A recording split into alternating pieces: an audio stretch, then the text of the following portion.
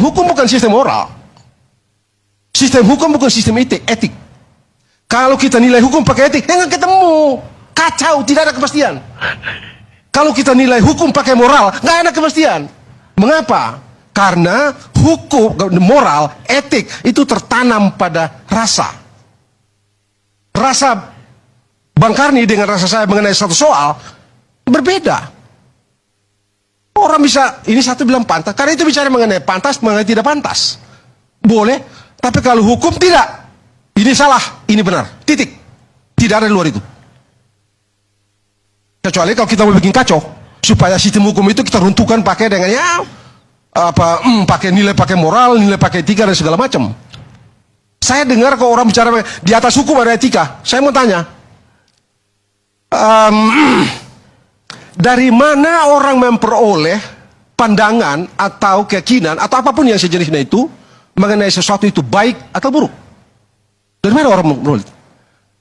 Sesuatu itu pantas atau tidak? Dari mana orang memperoleh? Kalau kita mau bikin pendek, based on natural law, sunnatullah dalam Islam. Itu bisa dipaksakan sembarangan? Tidak bisa. Sesuatu yang bermoral, sesuatu dari sudut pandang abang atau sudut pandang kodari ini bermoral atau ini etis, tapi dari sudut orang lain itu boleh aja tidak etis, itu biasa saja tuh, bukan sesuatu yang imperatif, bisa dilakukan. Nah karena itu, karena tidak bisa dipaksakan dari luar, karena itu berakar di dalam, maka bikin hukum supaya bisa dipaksakan oleh orang yang punya otoritas. Tidak kurang dan tidak lebih. Kita jangan kacaukan. Kalau kita nilai hukum dan moral, game over bangsa ini. Jangan jalan hukum ya, kita nggak mau ya sudah. Begitu itu. Sama dengan kebenaran. Kalau kebenaran itu takar pakai orang banyak, semua orang bilang salah, salah itu. Semua orang bilang benar, benar itu. Tidak ada standarnya. Fasis.